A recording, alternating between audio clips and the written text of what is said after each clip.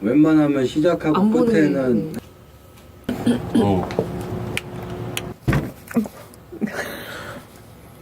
왜 이름이 행렬일까요? 괄호 안에 가로 부분을 행,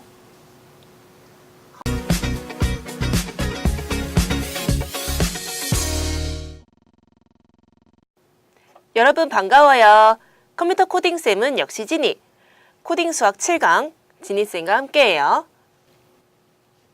지난 시간에 배운 삼각함수, 행렬, 배열입니다. 잊지 않고 있죠?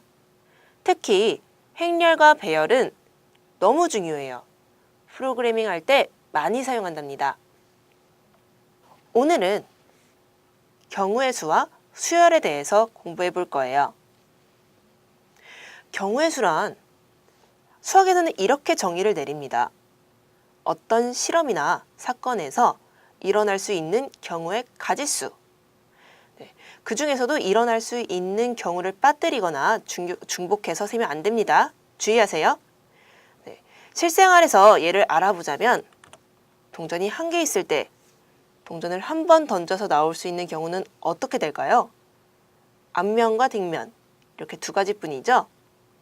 그래서 동전을 한 번 던졌을 때 나올 수 있는 경우의 수는 2라고 할 수 있습니다. 예를 하나 더 들어볼까요? 다음으로 주사위가 있다고 해볼게요. 그럼 이 주사위를 한 번 던져서 나올 수 있는 경우는 눈금 1부터 6 이렇게 6가지 뿐입니다. 그래서 주사위를 한 번 던졌을 때 나올 수 있는 경우의 수는 6이라고 할 수 있죠.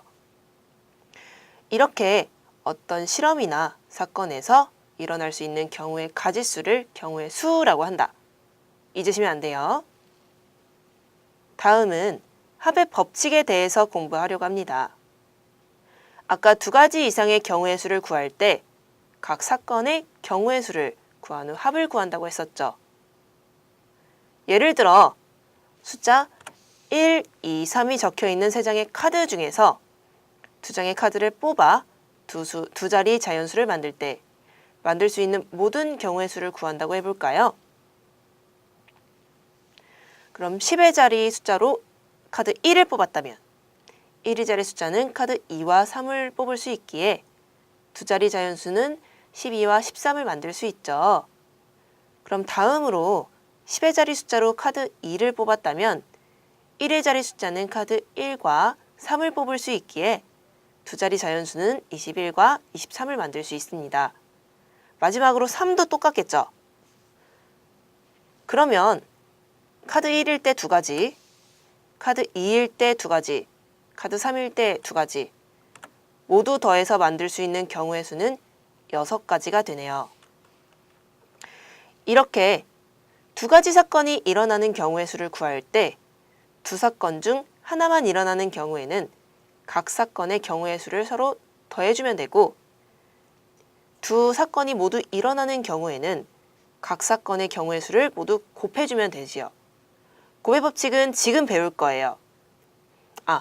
한 가지 빼먹은 게 있는데 만약에 중복이 있을 때에는 그 중복된 만큼 빼줘야 합니다.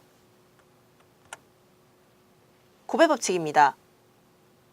두 사건이 모두 일어나는 경우 각 사건의 경우의 수를 곱해주는 거예요. 라고 방금 언급했으므로 정의는 여러분이 읽고 넘어가시기를 바랄게요. 예제 보겠습니다. 경우의 수는 프로그래밍 할 때 여러 가지 조건을 확인하고 어떻게 구성할지, 계획할지 많이 사용하는 배경 지식이 됩니다. 그러니까 우리 힘들면 좋은 날이 온다고 조금 더 파이팅 할까요? 예제는 한 줄로 세우기입니다. 먼저 5개의 공깃돌이 있을 때 2개를 뽑아 한 줄로 세우려고 합니다. 2개의 공깃돌을 뽑아 한 줄로 세울 수 있는 경우의 수를 구하시오. 공깃돌 5개가 있기에 첫 번째 줄에 공깃돌을 세울 수 있는 경우의 수는 5개가 되겠네요. 그러면 다음으로 두 번째 줄에 공깃돌을 세울 수 있는 경우의 수는 4입니다. 한 개는 이미 보라색은 썼으므로 제외를 시키는 거죠. 그럼 각 사건의 경우의 수를 서로 곱해주면 2개의 공깃돌을 뽑아 한 줄로 세울 수 있는 경우는 20이 됩니다. 이 외에도 정수를 만들거나 대표를 뽑는 등의 여러 예제가 있으므로 경우의 수를 다양하게 접근해서 문제를 해결하는 능력을 키우면 좋을 것 같아요. 자, 경우의 수가 끝났습니다. 다음은 수열에 대해서 배울 차례인데요. 이 수열은 컴퓨터뿐만 아니라 수학이라는 과목에서도 어마어마한 비율을 차지합니다. 그러니까 여러분, 이 수열은 정말로 공부가 많이 필요한 부분이에요. 지금부터 하나씩 공부해 볼까요? 수열이란 무엇일까요?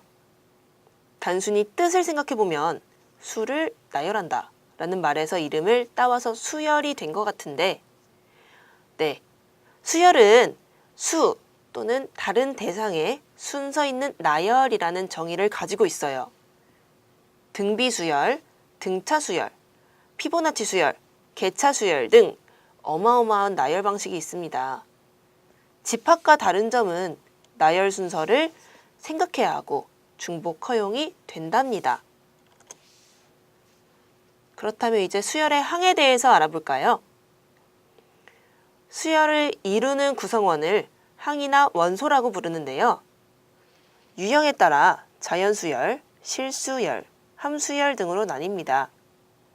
길이는 무한할 수도 있고 유한할 수도 있는데요. 수식의 기본 관계 규칙도 함께 읽어보시기를 바랍니다. 마지막으로 표현입니다.